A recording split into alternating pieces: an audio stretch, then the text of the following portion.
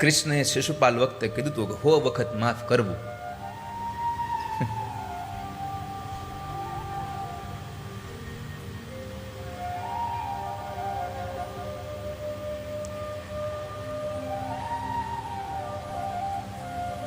માં કુંતા કહે છે, ભગવાન મારો સ્નેહ પાસ છોડાવો.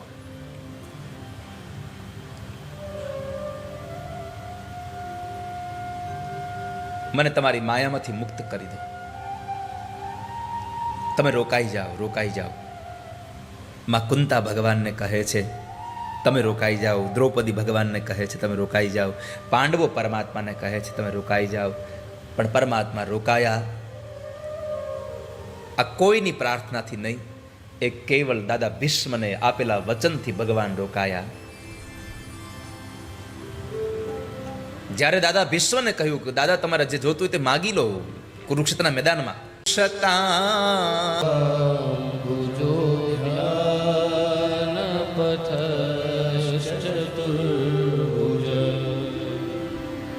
ભગવાન તમે મને માગવાનું કશું કહેતા હો અને જો તમારે દેવું જ હોય તો એટલું કરો, તમે રોકાઈ જાઓ. ક્યાં સુધી? જ્યાં સુધી મારો અંતિમ સમય ન આવે ત્યાં સુધી આપ રોકાઈ જાઓ. કલેવરમ યાવદિદમ હિનોમ્ય. અને સૌથી અગત્યની વાત દાદા ભીષ્મએ કરી કે પ્રભુ રોકાવું હોય અને જો તમે મારી સામે મારા અંત સમયે આવીને ઊભા રહેવાના હોવ તો ચડાવેલા મોઢે નહીં, પ્રસન્ન હાસારુણ, હસીને ઊભા રહેજો.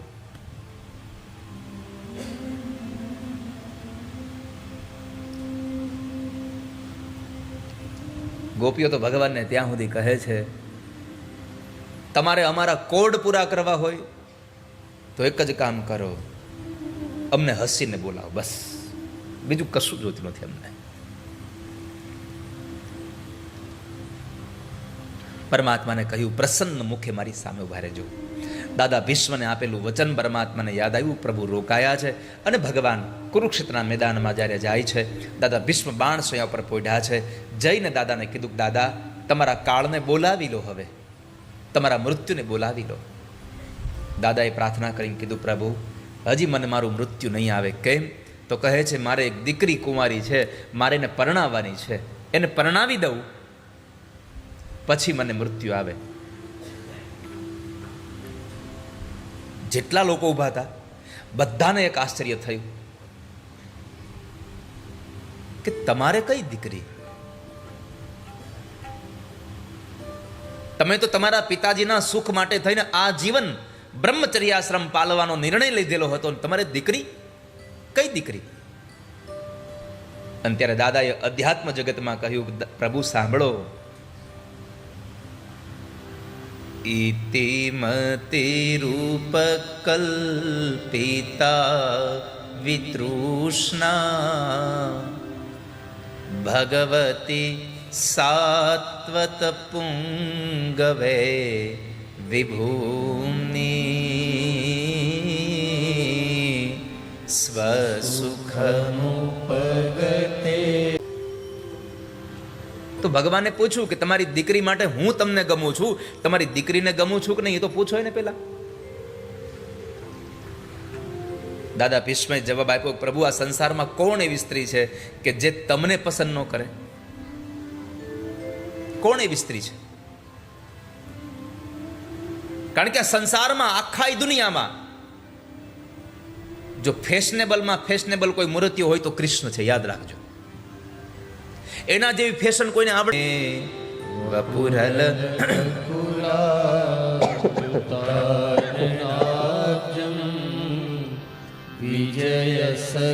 બધું. બાકી જે તે વખતે તો લખ્યું છે ગ્રંથોમાં કે ભગવાન કૃષ્ણ જ્યારે ગાયોને ચરાવવા જતા ત્યારે પેલા વાછડાઓના ડોકમાં નાખવાના જે ઓલા દોરડા હોય એને આમ ગળામાં આમ માથા પર વીટે અને પછી મોરનું પીછું નાખી દે, ભગવાનની પાઘ થઈ ગઈ.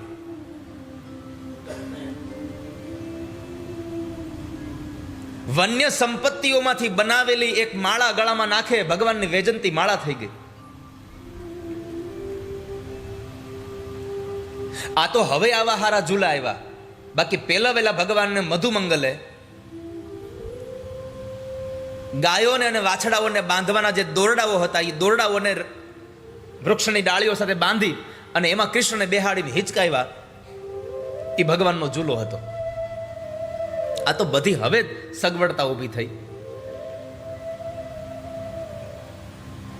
પ્રભુ તમારા જેવું આ સંસારમાં કોણ સુંદર છે?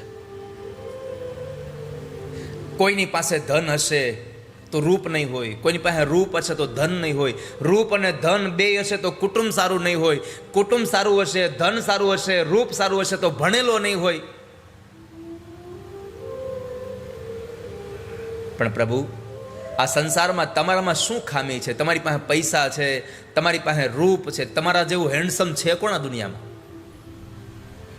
કોણ છે? તમે એટલા દેખાવડા છો. કૃષ્ણ મોટા મોટા વાળ રાખતા હતા, એટલે એવું ન રાખવું કે આપણે મોટા વાળ રાખીએ એટલે કૃષ્ણ થઈ જાય.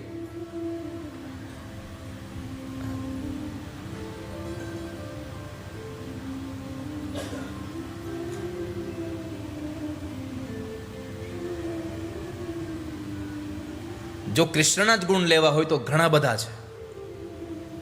કૃષ્ણમાંથી જ કોપી કરવી હોય તો બહુ બધી છે. ખાલી 16,108 વાળી કોપી ન કરાય. બહુ બધી કોપી કર્યા જેવી છે. દુનિયા આખાના માલિક બન્યા પછી એના ફૈબાના ઘરે જ્યારે યજ્ઞમાં ગયા ત્યારે મહેમાનો આવીને જે જમતા હતા એની પત્રાવળી કૃષ્ણ પોતે ઉપાડતા હતા. આ કોપી કરવા જેવું છે. આપણે આપણી ડીશે નથી મૂકતા વોશ બેસિન સુધી. આપણી ગાડી ડ્રાઈવર ચલાવતો થઈ જાય પછી આપણે આપણી ગાડી ચલાવવાનું બંધ કરી દઈએ છીએ. ત્યારે કૃષ્ણએ બતાવ્યું કે આખી દુનિયાનો માલિક બન્યા પછી પણ જ્યારે રથ ચલાવવાનો વારો આવ્યો તો મારો નહીં, અર્જુનનો રથ મેં ચલાવવામાં જરાય પણ નાનપણ નથી અનુભવ્યું મેં. નહીં તો આપણે આપણી કાર ચલાવી તો નાનપણ લાગે કે હું ગાડી ચલાવું કેવું લાગે.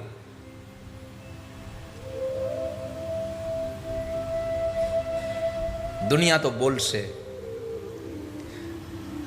તમારી રોજ ગાડી ડ્રાઈવર ચલાવતો હોય ને તમે એક દિવસ તમે પોતે ચલાવીને નીકળો તો દુનિયા કહેશે કે લે હવે તો ડ્રાઈવરનું પૂરું થઈ ગયું લાગે છે.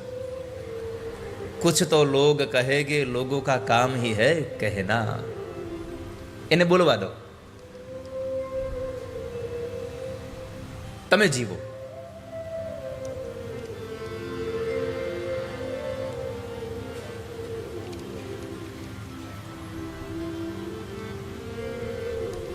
પણ દુનિયાની ઘણી બધી તમારા પ્રત્યેની એક બધા બહુ બધી માન્યતાઓ બંધાઈ ગઈ હોય. તમારે આમ ન કરવાનું હોય. અમુક સ્થાન ઉપર તમે પહોંચો ને પછી તમારા માટે બધા જ રૂલ્સ તમે ન બનાવતા હોય, દુનિયા તમારા માટે રૂલ્સ બનાવતી હોય. હવે અમે વ્યાસપીઠે બેઠા અને જો એમાંય અમને કોઈ પાણીપુરીની લારીએ જોઈ જાય મનુભાઈ, નહીં તો બીજી ત્રીજી લારી નથી ઉભા. અમે ઓલી બટેટાની લારી નથી ઉભા. અમે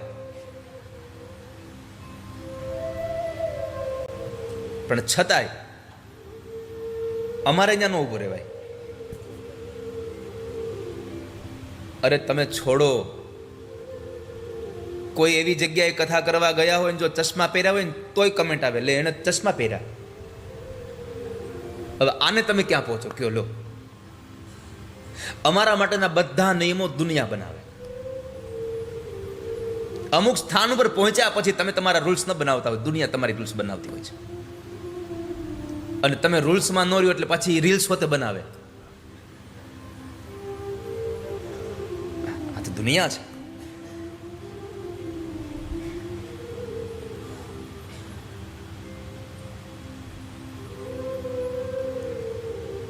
તો તમારાથી આ સંસારમાં કોણ બીજું રૂપાળું છે ઠાકોરજી?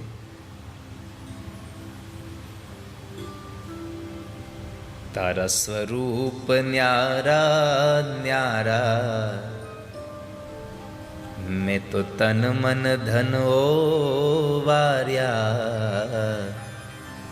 તારા સ્વરૂપ ન્યારા ન્યારા, તન મન ધન ઓ મોર મુગુટ ધરનારા, મારી ભૂલો ના ભૂલનારા દ્વારિકાવાળા, દ્વારિકાવાળા, દ્વારિકાવાળા, દ્વારિકાવાળા, તારા સ્વરૂપ ન્યારા ન્યારા, મેં તો તન મન ધન વાર્યા, તારા સ્વરૂપ ન્યારા ન્યારા, મેં તો તન મન ધન ઓવાર્યા. ઓ મોર મુકુટ ધરનારા, મારી ભૂલો ના ભૂલનારા, દ્વારિકાવાળા, દ્વારિકાવાળા, દ્વારિકાવાળા, દ્વારિકાવાળા. આ સંસારમાં પરમાત્મા જેવું કોઈ દુનિયામાં છે નહીં. કદાચ તમને રૂપ સારું મળી જશે, પૈસો સારો મળી જશે, કદાચ ઘર સારું મળી જશે, આ બધું સારું હશે, પણ સ્વભાવ સારો નહીં હોય તો મજા નહીં આવે. સ્વભાવ સારો હશે ને યારે જિંદગી જીવવાનો આનંદ આવશે. કારણ કનૈયા જેવો સ્વભાવ આ દુનિયામાં કોઈનો થયો નથી. કારણ કે દુનિયા આખી તમારી ભૂલને ક્યારેય નથી ભૂલતી, પણ કૃષ્ણ તમારી ભૂલોને પણ ભૂલી જનારા છે. એટલા માટે કૃષ્ણ સારા છે આપણા માટે. પરણવા જેવું હોય તો કૃષ્ણ સાથે છે, લગ્ન કરવા હોય તો કૃષ્ણ સાથે કરી લઈએ.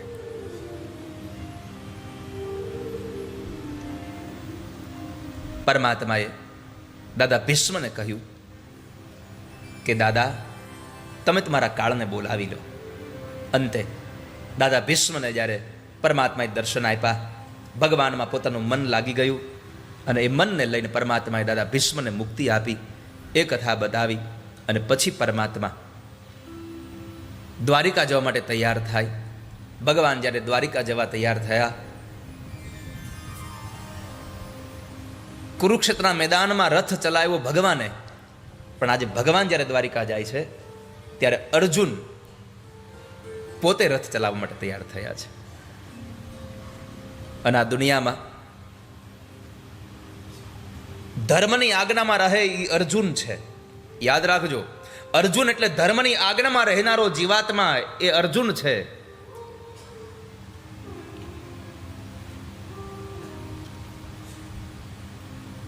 અને જે માણસ પોતાના જીવનમાં ધર્મનું શાસન સ્વીકારે એની સાથે કૃષ્ણ હંમેશા હોય છે.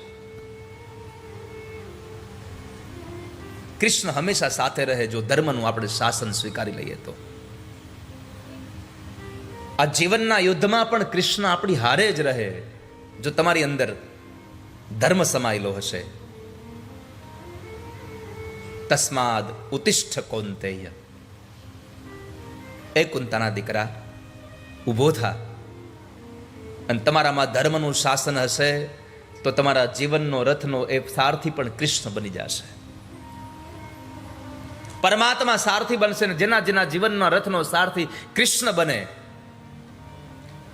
એના જીવનના સંગ્રામમાં એનો વિજય નિશ્ચિત છે. સારથી સારો હોય તો રથ તમારો બરાબર જાય.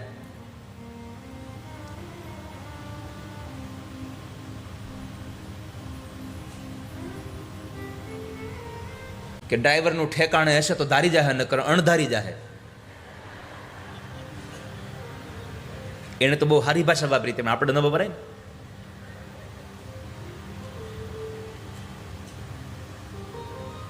ડ્રાઈવરનું જો ઠેકાણે હશે તો ધારી જાય, પણ સારથી સારો હોય તો પ્રભુ તમે છો મારા જીવન રથના સારથી. પ્રભુ તમે છો મારા જીવન રથના સારથી. વાલા તમે છો મારા જીવન રથના સારથી. વાલા તમે છો મારા જીવન રત્ના સારથી જ્ઞાન ગીતાયુપદેશી મુજને જ્ઞાન ગીતા ઉપદેશી મુજને બનાવજો પરમારથી પ્રભુ તમે છો મારા જીવન રથના સારથી પ્રભુ તમે છો મારા જીવન રથના સારથી ઓ વાલા તમે છો મારા જીવન રથના સારથી તમે છો મારા જીવન રત્ના સારથી મારું તારું મન જીવું ભક્તિ કેરો પંથન ચૂકું ભક્તિ કેરો પંથન ચૂકું મનડું મારું કદી ન વિસરે મારું કદી ન વિસરે નિશ્ચિત વિજયને પ્રાપ્તિ કરે છે યતઃ ધર્મ તતો વિજય કારણ જ્યાં ધર્મ હોય ત્યાં કૃષ્ણ હોય અને જ્યાં કૃષ્ણ હોય ત્યાં વિજય જ હોય સંશય જ નથી પરમાત્મા દ્વારિકા પધાર્યા ભગવાનનું સ્વાગત થયું પરમાત્માની કૃપા દ્રષ્ટિ માત્રથી ઉત્તરાના ઉદરમાંથી પરીક્ષિત મહારાજનું પ્રાગટ્ય થયું પરીક્ષિત મહારાજનો જન્મ થયો અને પરીક્ષિત મહારાજનો જ્યારે જન્મ થાય બ્રાહ્મણોને બોલાવ્યા બ્રાહ્મણોએ જન્માક્ષર જોયા જન્માક્ષરની અંદર લખ્યું હતું કે આનું મૃત્યુ કોઈ બ્રાહ્મણના શ્રાપથી થશે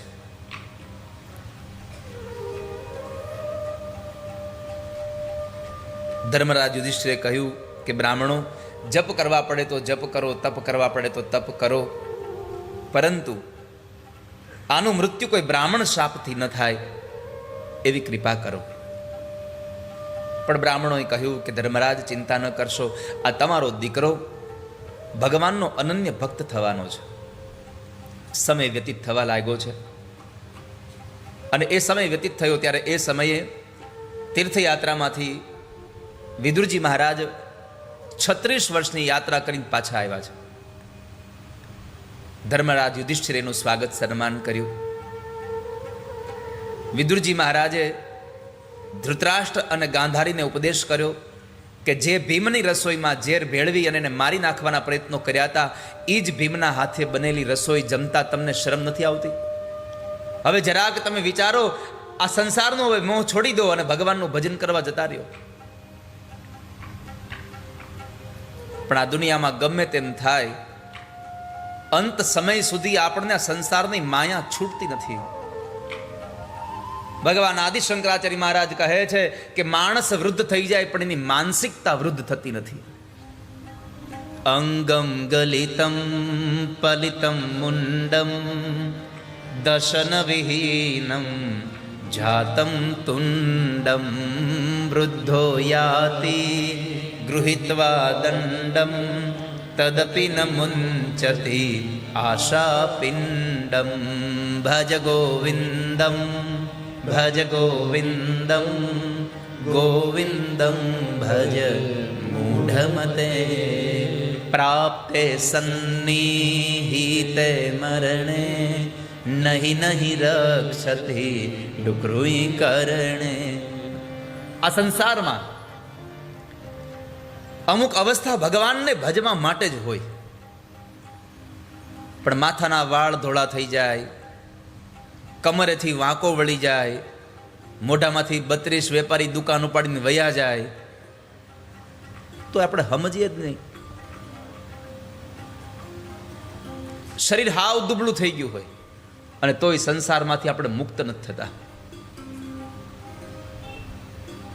દીકરાની ઘરે દીકરાઓ મોટા થઈ જાય તોય ગામમાંથી જો જાનમાં જવાનું આમંત્રણ આવે તો આપણે કહીએ હું જાય જાનમાં. હવે તમે ઘરે બેહો, તમારી જાન હમણાં નીકળશે. હવે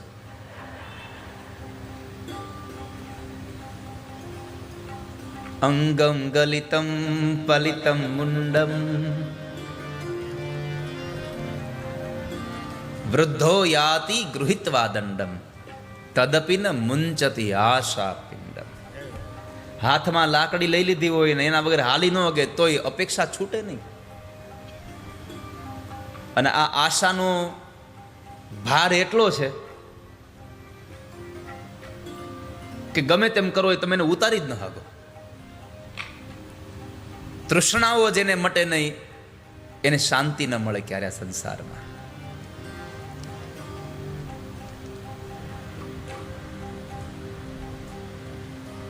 ભગવાન શંકરાચાર્ય કહે છે કે વારે વારે જન્મે, વારે વારે મરે, છતાંય આ સંસારમાંથી મુક્ત નથી થતો. ખબર છે કે મારું કામ સારું નહીં થાય તો મારે વળી પાછું માના ઉદરમાં આવવું પડશે. સુખદેવજી ભગવાન કહેતા હતા વ્યાસ ભગવાનને કે પિતાજી, આ સંસારમાં સૌથી મોટા દુઃખ કોઈ હોય તો બે છે, એક જન્મનું અને એક મરણનું. જન્મ ને મરણ જેવું કોઈ આ સંસારમાં બીજું દુઃખ જ નથી. માના ઉદરમાં રહેવાનું, મળ મૂત્રાને વિષ્ટાના એ ખાડામાં પડવાનું, એના જેવું દુઃખ ક્યાં હોય. અને 50-60 વર્ષ આ શરીરમાં જીવ રહી અને પછી જ્યારે મરવાનો વારો આવે ત્યારે જે દુઃખ થાય એવું દુઃખ બીજું કંઈ હોતું જ નથી. પુનરપી જનનમ પુનરપી મરણમ પુનરપી જનની જઠરે શયનમ. પુનરપી જન્મ પુનરપી મરણમ.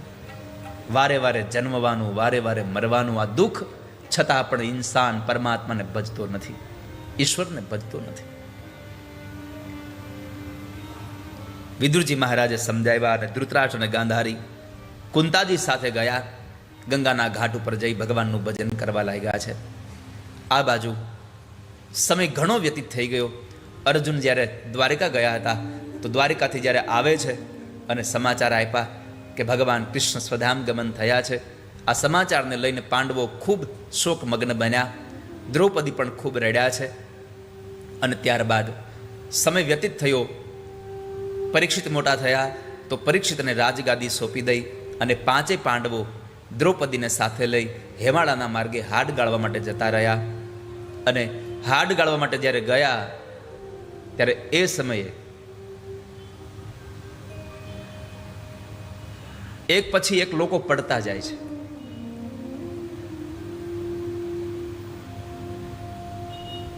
સૌથી પહેલા નકુલ પડ્યો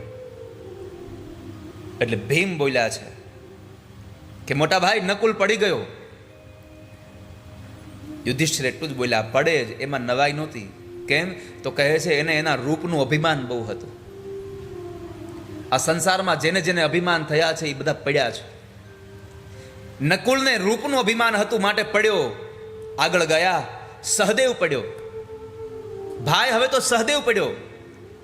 ધર્મરાજે કીધું એ પડે જેમાં નવાઈ નથી. કેમ?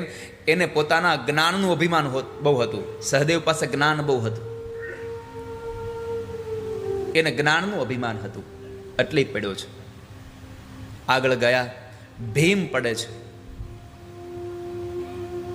અર્જુને કીધું હવે તો ભીમ પડ્યા, તો કે પડે જ, એને એના બળનું અભિમાન બહુ હતું. આગળ વધ્યા દ્રૌપદી પડ્યા. દ્રૌપદી પડી ગયા તો અર્જુને કીધું કે ભાઈ પાંચાલી પડી હવે તો. યુધિષ્ઠિરે કહ્યું એ પણ પડે, એમાં નવાઈ નથી. કેમ? તો કહે છે કે 5 પાંડવોના પ્રેમમાં 5 પાંડવો એના પતિ હતા, પણ અધિક પ્રેમ એને અર્જુનમાં હતો.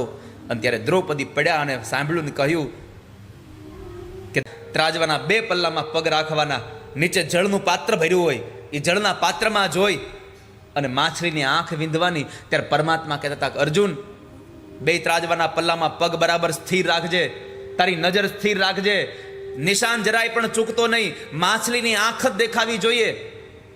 બધી સલાહ આપતા હતા. ત્યારે અર્જુને કીધું પ્રભુ આ બધું હું કરી તો તમે શું કરશો? આ બધું જ મારે કરવાનું તો તમે શું કરશો? ત્યારે ભગવાને એટલું કીધું કે તું નહીં કરી શકે હું કરીશ. શું?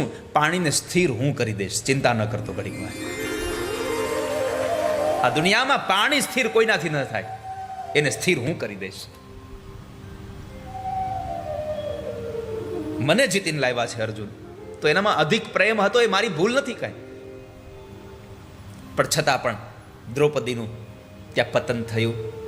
અર્જુન પડ્યા, અર્જુનનું પણ પતન થયું. કેમ? એને ગાંડીવનું અભિમાન હતું. પણ ધર્મરાજ યુધિષ્ઠિરનું પતન ન થયું. એની સાથે કૂતરો હતો. ભગવાનના દૂતો આવી અને કહે છે કે ધર્મરાજ તમને ચાલો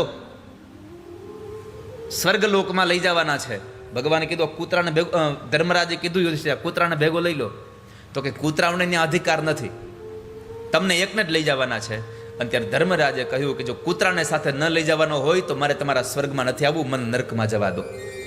જેણે મારા અંત સમય સુધી મારા 5 ભાઈઓમાંથી જો બધાએ સાથ છોડી દીધો, મારી પત્નીએ મારો સાથ છોડી દીધો, ત્યારે આ કૂતરાએ મારો સાથ આપ્યો છે, હવે એનો સાથ હું ન મૂકી શકું. અને પછી ત્યાં યમરાજ પ્રગટ થયા અને કહ્યું કે બસ તમારી આ ખાલી કસોટી હતી. 5 ભાઈઓ હેમાળાના માર્ગે ગયા. આ બાજુ પરીક્ષિત મહારાજ મૃગિયા રમવા માટે એકવાર જાય છે અને એમાં માથામાં સોનાનો મુગટ પહેરીને ગયા. ધર્મ અને ભક્તિ, ગાય અને બળદ, એને એક કાળો ને કદાવર પુરુષ માર મારતો હતો. એને જોઈને દંડ દેવા માટે જ્યારે પરીક્ષિત ગયા તો એ કાળો પુરુષ એના શરણે થયો કે મને શરણાગતિ આપો, હું તમારા શરણે આવ્યો છું. અને ક્ષત્રિયોનો નિયમ છે કે જે શરણે આવે એને શરણાગતિ આપવી. આ દુનિયામાં તમારો અપરાધ કરે એને દંડ આપો, એમાં તમારી નવાઈ નથી. પણ અપરાધ કર્યા પછી પણ દંડને લાયક હોવા છતાં પણ એને ક્ષમા કરી દો તો એ તમારી મોટી વીરતા છે. ક્ષમા વીરસ્ય ભૂષણ. આ દુનિયામાં ક્ષમા કરવું બહુ અગત્યનું છે.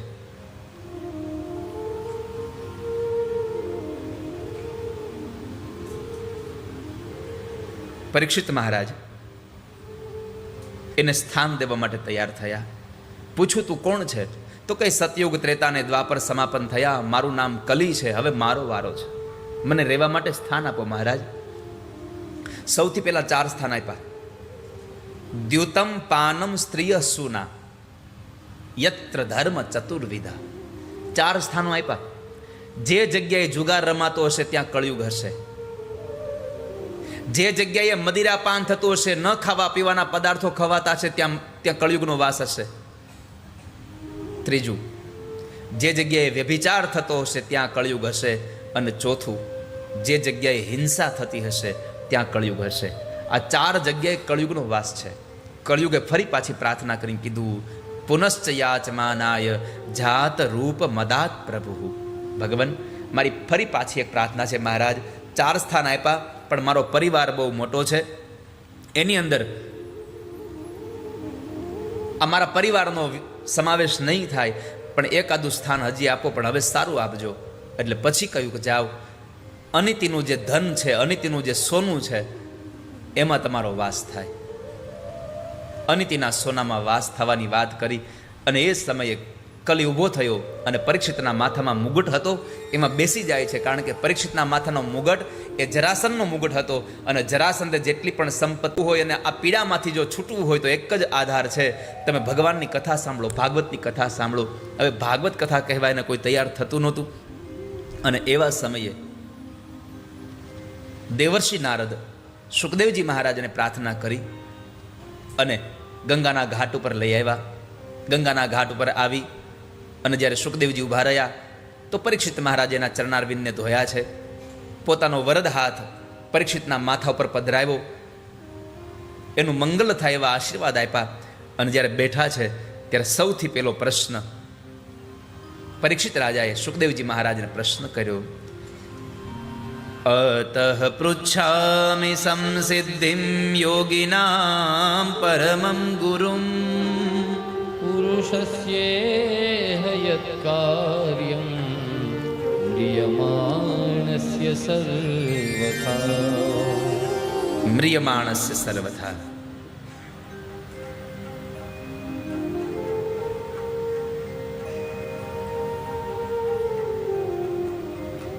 એવાની અંદર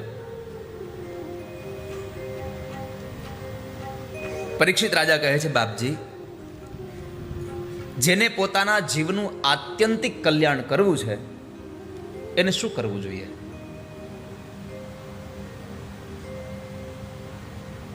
પ્રશ્ન બહુ સારો હતો. એવું નહોતું કીધું કે મારું કલ્યાણ કરવું હોય તો હું શું કરવું જોઈએ. જેનું મરણ નજીક આવ્યું હોય એને શું કરવું જોઈએ? બાપજી, હું તો આંધળો છું. કૃપા કરીને કામ કરો ને, હું તમારા શરણે આવ્યો છું.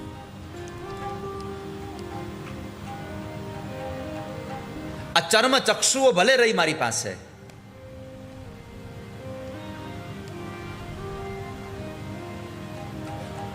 છતાંય મારે આંખે અંધાપો બહુ છે. ચર્મ ચક્ષુ તો એ અખંડ અંધાપો, ચર્મ ચક્ષુ તો એ અખંડ અંધાપો, ચર્મ ચક્ષુ તો એ અખંડ અંધાપો,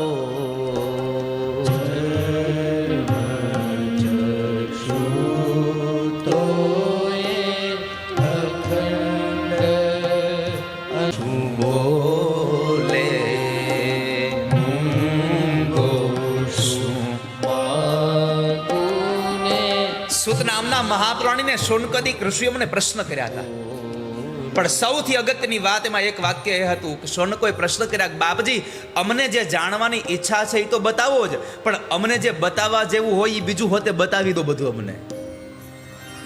અમે માગ્યું હોય તો તમને આપો જ, પણ ન માગ્યું હોય છતાં પણ અમને આપવા લાયક હોય આપી દો તમે. અહીંયા સદગુરુનું વાણી એમ કહે છે, શિષ્ય ભગવાન ગુરુદેવને એમ કહે છે, મૂર્ખો શું માગુને મૂંગો શું બોલો, મૂંગો શું માગુને મૂર્ખો શું બોલો, પાપી કહું શું કે તારો, પાપી કહું શું કે તારો, કૃપાલુ કરુણાની નિધિ મને તો, કૃપાલુ કરુણાના નિધિ મને તો, ઓ કૃપાલુ કરુણાના નિધિ મને તો, કૃપાલુ કરુણાના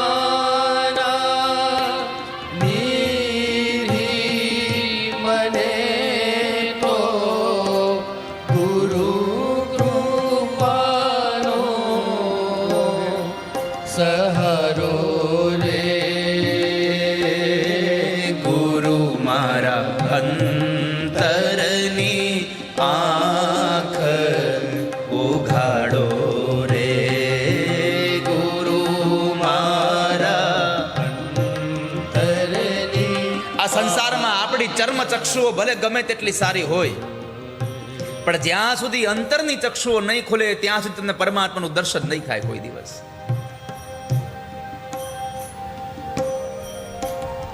આપણને સહારો એક કેવલ પરમાત્મા માટે થઈને ગુરુદેવનો હોવો જોઈએ.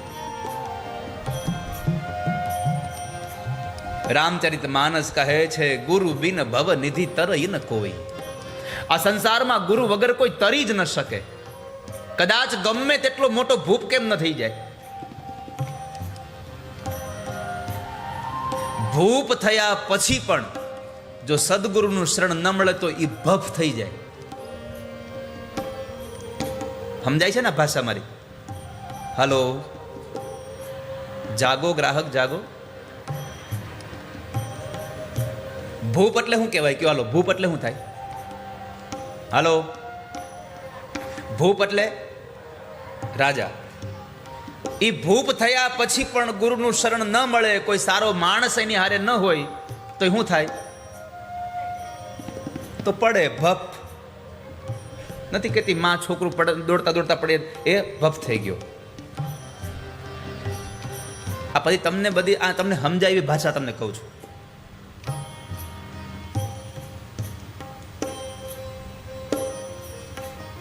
કૃપાલુ કરુણાના નિધિ મને તો.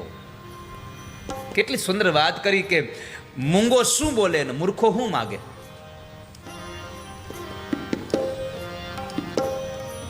હું તો તમારા શરણ આવ્યો છું, અને કોઈ સદગુરુનો હાથ માથે પડી જાય તો વાલા ભક્તજનો યાદ રાખજો, આ બેડો પાર થઈ જાય. મિલે એક એસા સંત ફકીર જો પહોંચા દે ભવ નદિયા કે તીર. સહારો લેવો હોય તો હંમેશા સદગુરુનો લેવાય. આ ભવસાગરમાં તરવું હોય તો લાકડાનો સહારો લેવાય. ગુરુ 3 પ્રકારના હોય. શુકલ પાંદડા જેવા હોય, પાણા જેવા હોય અને લાકડા જેવા હોય. 3 પ્રકારના ગુરુ હોય. વૃક્ષનું શુકલ પાંદડું પાણીમાં પડે ઈ તરે, પણ એને કોઈ પકડે તો પાછું ઈ હોત ડૂબી જાય.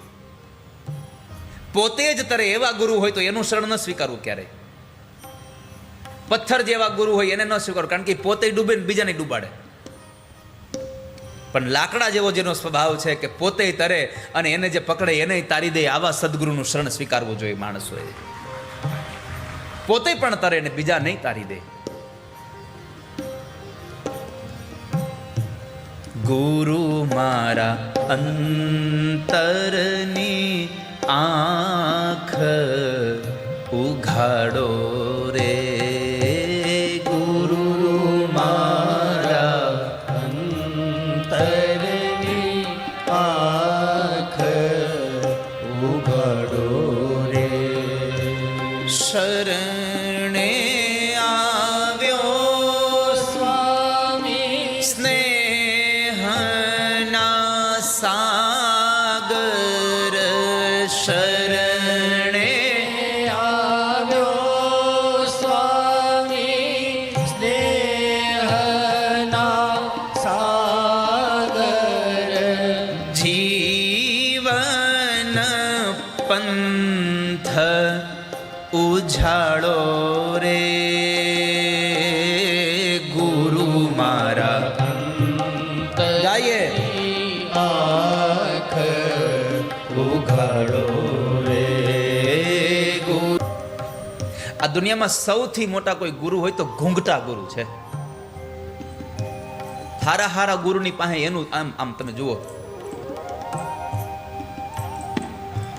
એક ચેલો હતો મહાત્માજીનો. તે મહાત્માજીનો ચેલો મહાત્માજીને થયું કે આની પરીક્ષા કરવા દે. તો મહાત્માજીએ કીધું કે ચેલા, गुरुदेव को काशी जाना है. गुरुदेव काशी जाना है? हाँ, फरवा जावाना है. એનું હિન્દી આવું જ હોય. ફરવા જવાના હે.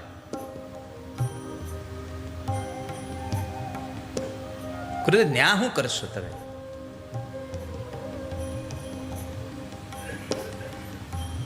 गंगा में नहाना है,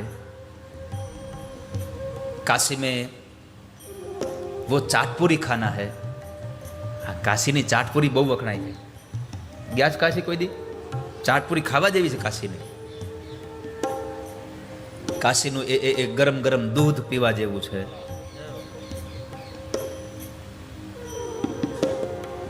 કેટલું વખણાય. કાશીના વાંદરા વખણાય.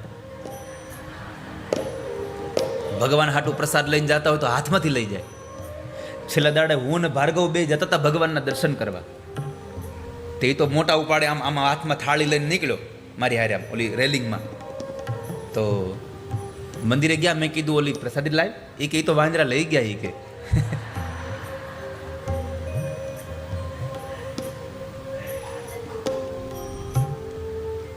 મેં કીધું તું ભાગશાળી કે ભગવાન સ્વયં તારા હાથમાંથી લઈ ગયા. આપણે નકર ઓલી મૂર્તિને ચડાવત, આ તો પ્રત્યક્ષ ભગવાન લઈ ગયા. મમે વાંશો જીવ લોકે જીવ ભૂત સનાતન. આ દુનિયાના તમામે તમામ જીવમાં મારો વાસ છે, કૃષ્ણ બોલ્યા છે. जीवांश ईश्वर अविनाश. 2-4 दिन रुकेंगे वहां पे.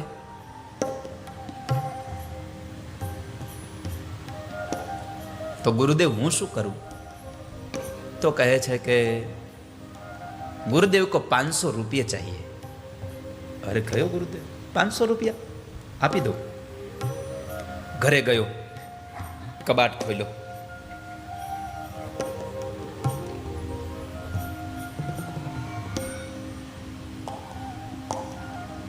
એ ચેલાની પત્ની હતી, એ પણ ગુરુદેવની શિષ્યા. એટલે ચેલાની પત્નીને ગુરુદેવે કીધું કે મેં તારા ઘરવાળા પાસે 500 માંગ્યા છે, પણ તું ના પાડજે. કેતી નહીં, ગુરુદેવ ના પાડજે, તું ના પાડજે. બોલ. તે આવડો બરાબર કબાટ ખોલતો હતો અને પૈસા ગણતો હતો. એટલે પત્ની પૂછ્યું શું કરો છો? પૈસા ગણું છું. કેમ? અરે ગુરુદેવને કાશીએ જવું છે એટલે 500 રૂપિયા આપવા છે ને. અરે અરે રેવા દો, આ 500 રૂપિયા એમને થાય શકાય? એ તો કાલ કાશી જઈને વાપરીને વહી આવશે ને પાછા આવશે નહીં આપણી પાસે પૈસા. આપણે છોકરા હજી મોટા કરવાના છે, તમે આમને બધું લૂંટાવા માંડો તો કેમ થાય? તો મારે નથી રહેવું તમારા ઘરમાં. એ કે પૈસા નથી દેવાના ને. આને જે પોટલી હતી પાછી હકેલી મૂકી દીધી કબાટમાં. ગુરુદેવ પાસે આવીને કીધું, બાપજી તમે પેલા 500 રૂપિયાનું મને કહ્યું હતું, મેં તમને હા પાડી, પણ બન્યું છે એવું તમે 2 દિવસ વહેલું કીધું તો સારું હતું. એ 500 રૂપિયા મેં હમણાં જ એક માણસને ઉધાર આપ્યા ને એની પાસેથી આજ લેવાના હતા, પણ એણે કહ્યું કે હજી મારે 2 મહિનાની વાર લાગશે, તમે 2 મહિના પછી જાજો ને, શું વાંધો? બાના બતાવી દીધા. ગુરુદેવે કીધું કાંઈ વાંધો નહીં, પછી જાશું. ઘરે આવ્યો, પત્નીને કીધું કે ગુરુદેવને કહી આવ્યો કે જ્યાંથી પૈસા આવવાના હતા ત્યાંથી પૈસા આવ્યા નથી ને હમણાં મારે હાથ બહુ ટાઈટ છે, એટલે હું પૈસા અત્યારે આપી દઈ શકું. ને ગુરુદેવ કીધું કાંઈ વાંધો નહીં. પત્નીને થયું અરે સાચું કહું, તમને ના પાડ્યા પછી તમે જ્ઞાન પછી મારો જીવ બહુ બેળ્યો હો. કેમ? મને એમ થયું કે એક સાધુ બિચારા 500 રૂપિયા લઈને જો આપણા 500 રૂપિયાથી કાશી જાય તો આપણને કેટલું પુણ્ય મળશે. જાવને કામ કર્યું, 500 રૂપિયા દઈ આવો ને આપણે ન જોજા. અને એને કહેતા આવજો પાછા આપવાની બીમારી ચિંતા ન કરે, એ હવે અમે દાનમાં આપ્યા, તમે વાપરજો, તમે તારે અમારે નથી જોતા. સાચું? અરે હા લઈ જાઓ, જાઓ. ઓલા કબાટ ખોલીને 500 રૂપિયા લઈને ગયો ગુરુદેવ પાસે. લ્યો ગુરુદેવ, ઓલા 2 મહિના પછી આવવાના તો એ અત્યારે જ દઈ ગયો. ગુરુદેવ કીધું લઈ જા પાછો, ઘૂમતા ગુરુ મોટા ગુરુ જવા દે. પત્નીએ કીધું એમ બધું કર્યું. આ ઘૂમતા ગુરુ છે.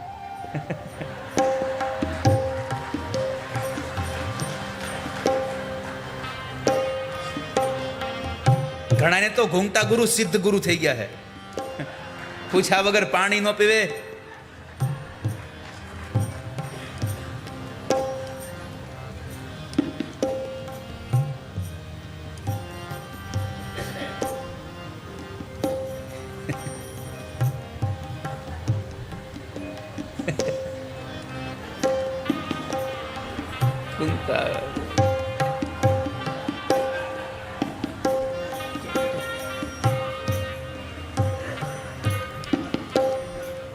ગુરુ મારા અંતરની આંખ ઉઘાડો રે. ગુરુ મારા અંતરની આંખ. પત્ની કે એટલું જ કરે. એમાં એક વખત હજી એક વાત યાદ આવી ગઈ. આઈની આ કુકરવાળાની વાત નથી, યાદ રાખજો. આ તો બારગામની વાત છે. એકવાર એક રાજાએ એના મંત્રીને કીધું કે મંત્રી, આપણા ગામમાં એવા કેટલા પુરુષ કે જેના ઘરમાં પુરુષોનું હાલતું હોય, બોલાવો બધાને. યાદ રાખજો, કુકરવાડાની વાત નથી આ.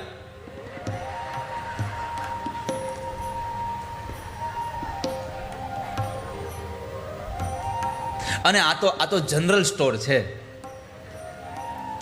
આ તો પાઘડીની દુકાન છે. આપણે પાઘડીની દુકાનમાં પાઘડી લેવા જઈએ તો બધી પાઘડી લઈને આપણે ન અવાય, આપણા માથામાં જે બેહે એ જ લઈને અવાય.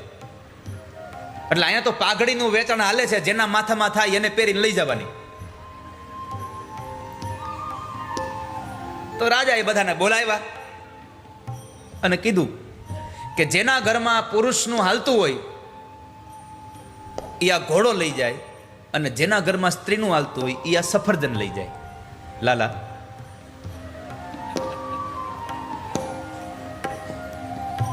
તો જે આવે એ આમ એક બાજુ ઘોડો બાંધ્યો છે ને એક બાજુ સફરજનનું આખું ટોપલું ભર્યું છે. સફરજન લઈ જાય. એક જણો આવ્યો, મહારાજ ઘોડો આપી દો. ઘરમાં તારું, અરે આપણું જ હાલે ને, એનું થોડું હાલે. આપણે કહીએ ચૂપ એટલે ચૂપ. વાહ, શાબાશ. મહારાજે એના, તો આની વાત જ નથી, તમારી ઉપાધિ જ નથી આ. તો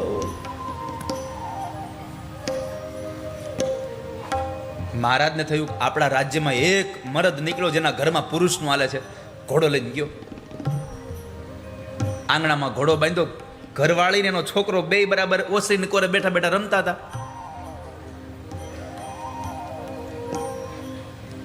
બોલી પૂછ્યું, આ ઘોડો? અરે હા, કેમ? અરે મહારાજે આપણા નગરના આખા બધા પુરુષોને બોલાવીને પૂછ્યું કે જેના ઘરમાં સ્ત્રીઓનું હાલતું હોય, પત્નીનું હાલતું હોય એ સફરજન લઈ જાય, અને જેના ઘરમાં પુરુષનું હાલતું હોય એ ઘોડો લઈ જાય. હું ઘોડો લઈને આવ્યો. ઘરમાં કોનું હાલે? તમારું. પત્ની કીધું તમારું. હા, તો એટલે તો ઘોડો લાવ્યો. પણ સાચું કહું, તમે ઘોડો લઈ આ વાત બરાબર છે. તમે રૂપાળા, હું રૂપાળી, આપણો છોકરો રૂપાળો, અને તમે ખાલી ઘોડું કાળું લઈ, એક ઘોડો લઈ આવો ખાલી, જાઓ. તમે ઘોડો ધોળો લઈ આવો. આવો તગડક તગડક કરતા મહારાજ પાસે. મહારાજ, હા, આ ઘોડો કાળો નહીં સફેદ આપો. કેમ? તો કહે છે હું કાળો ઘોડો લઈને ગયો અને મારા પત્ની બધા મેં જોયું તો મારા પત્ની કીધું કે તમે રૂપાળા, હું રૂપાળી, આ છોકરો રૂપાળો ને એક આ ઘોડો કાળો, એટલે મને ધોળો ઘોડો આપો, આ લઈ લ્યો. મહારાજ કહે છે ઘોડો મૂકી દે, સફરજન લેતો જા. સફરજન લઈ જા.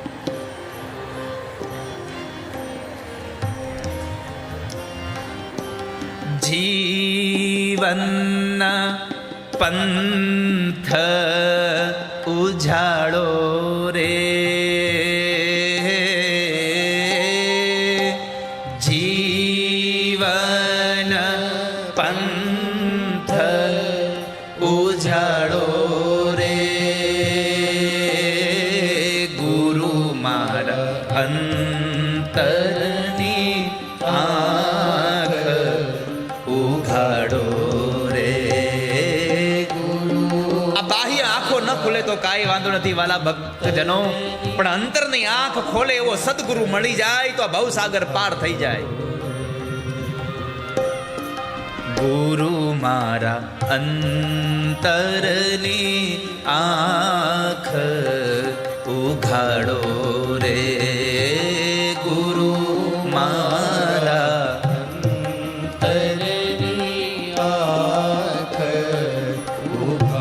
मिले एक ऐसा संत फकीर जो पहुंचा दे भव नदिया के तीर. एक साधु મળી જાય તો ભવ સાગર પાર થઈ જાય. બાપજી, જેનું મરણ નજીક આવ્યું હોય એને શું કરવું જોઈએ? જેનું મૃત્યુ નજીક હોય એને શું કરાય? રાજા તારા પ્રશ્નથી રાજી થયો. વર્યાને શતે પ્રશ્ન કૃતો લોકહિતં નૃપા. એ પણ અંતિમ હોય અને શ્વાસ બહાર નીકળે એ પણ અંતિમ હોય. ગમે તે જગ્યાએ જે શ્વાસોશ્વાસની ક્રિયા ચાલે છે એને અંતિમ ક્રિયાઓ સમજીને ભગવાનનું ભજન કરવું. જન્મ લાભ પરહ પુંસામ અંતે નારાયણ સ્મૃતિ. અંત સમયે નારાયણ સ્મૃતિ કરવી. ઈશ્વરનું